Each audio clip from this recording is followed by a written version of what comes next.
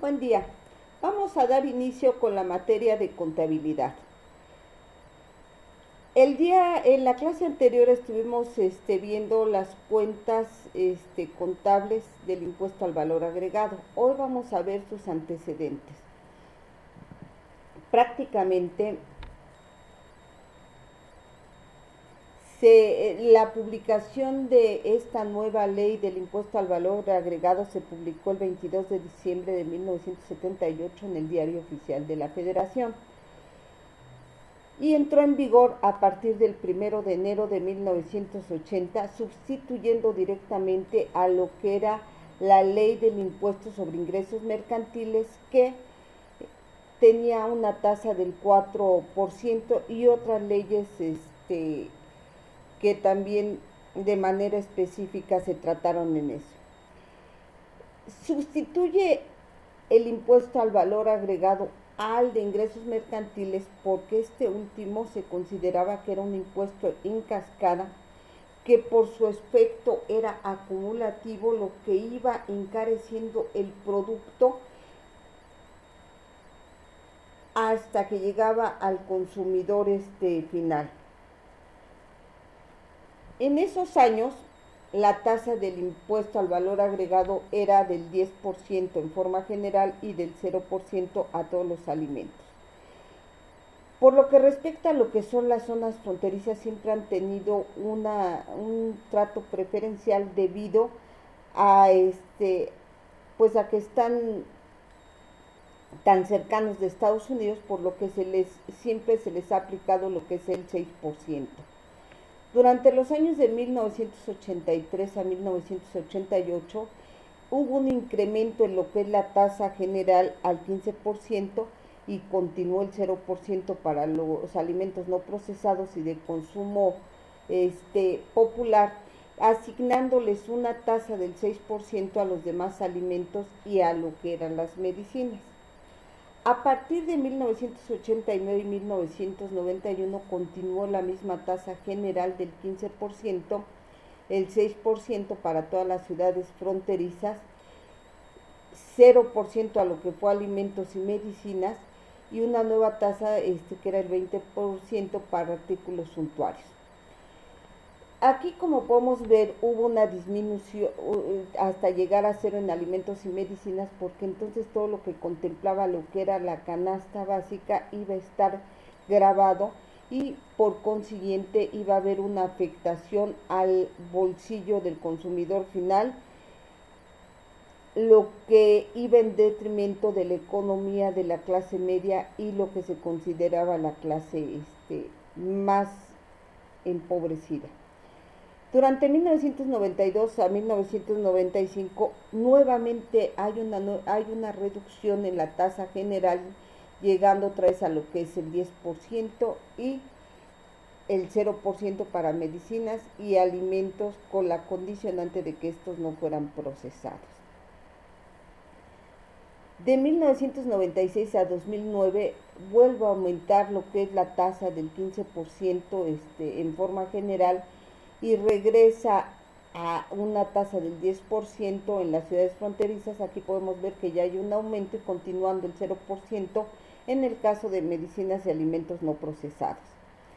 A partir del 2010 hay un incremento en la tasa general y fronteriza, quedando 11% y 16% de forma respectiva, continuando el 0% tanto para alimentos y otras actividades que quedaron contempladas en lo que era la ley del impuesto al valor agregado. A partir de 1914 tenemos una tasa del 16% en forma general, 0% a medicinas y otro tipo de actividades. Además de estas diferentes tasas históricas que hemos mencionado, existen exenciones de impuestos a ciertos bienes y servicios.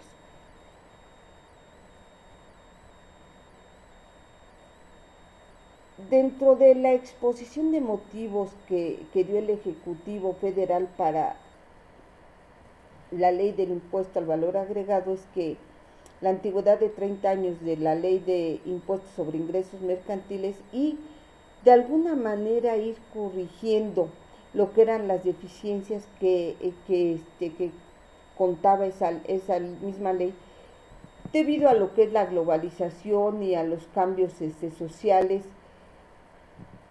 que se fueron dando a lo largo de esas 3 décadas. Además, se argumentó la acumulación del impuesto en cascada, es decir, vamos a suponer que tenemos nosotros de primera mano al que produce la materia prima, la segunda mano al que hace al que transforma la materia prima en artículo terminado, a lo que es la empresa que los va a comercializar, después pasa a los detallistas y finalmente a lo que somos los consumidores finales. Somos 5 manos hasta que llega al consumidor final. Si lo multiplicamos por 4, entonces nos viene un incremento, pero además estos 4% eran acumulativos, así es de que era un 20% más las diferencias que se daban en cada una de las etapas. Y de acuerdo a los estudios y analistas revelaron que en promedio el consumidor final veía que los artículos iban aumentando aproximadamente hasta un 10% de su valor. Cuando propone el Ejecutivo Federal el impuesto al valor agregado, más que nada se va adoptando al ver que en los demás países, sobre todo en los europeos, iba dando buenos resultados con la consiguiente eliminación del efecto en cascada, y además el IVA permitía ir recuperando el impuesto que se hubiera causado, es decir, se iba acreditando lo que yo pagué cuando compro como empresa, lo que yo pagué cuando compro las materias primas contra lo que yo les retengo al cliente, lo resto, y esa es la diferencia que yo le entrego al fisco. Por eso es un impuesto de acreditamiento, y luego entonces de esta manera no influye en lo que es el costo de los bienes y servicios que estaban de manera oculta y llegaban de esa forma a lo que era el consumidor, al consumidor final. Además, con esto se iba a lograr una mucho mayor recaudación por parte del gobierno en materia de impuestos. Esto sin considerar la situación particular de la zona fronteriza como es Sonora, las Baja Californias. ¿Y qué es lo que se propone? Bueno, dentro de las propuestas estaba que era importante gravar la enajenación de bienes, es decir, la venta de bienes, la prestación de servicios, el uso o goce temporal de bienes y las importaciones. Y también esta ley marcaba algunas excepciones. Con esto hubo una derogación de varios impuestos federales y hubo una simplificación en el sistema tributario, de tal suerte que desaparecieron 19 impuestos federales que existían. Aquí con estas nuevas disposiciones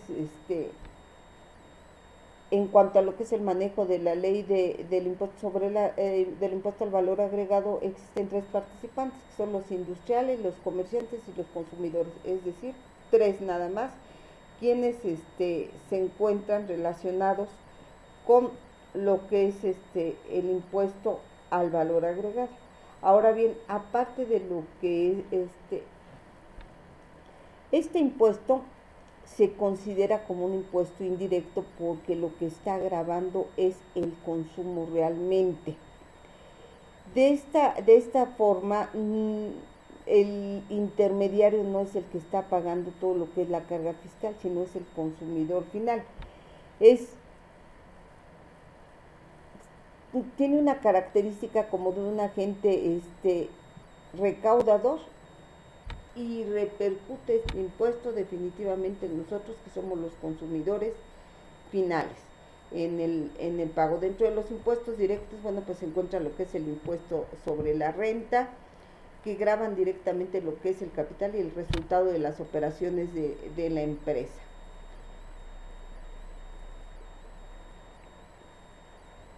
Esto es importante que ustedes vayan leyendo la información que les voy a mandar para que se vayan familiarizando con este impuesto, ya que al ir nosotros realizando lo que es la contabilidad de una empresa, siempre debemos saber, bueno, hay que registrar el impuesto al valor agregado. Cuando yo estoy comprando, si pago de contado o con cheque, es acreditable porque ya lo pagué. Pero si me están otorgando un crédito, es en IVA por acreditar, porque está pendiente de pago. O sea, sé cuánto voy a pagar, pero no lo he pagado. Lo mismo ocurre cuando estoy vendiendo, tengo un impuesto al valor agregado causado y otro por causar porque realmente no he hecho lo que es el pago de esto.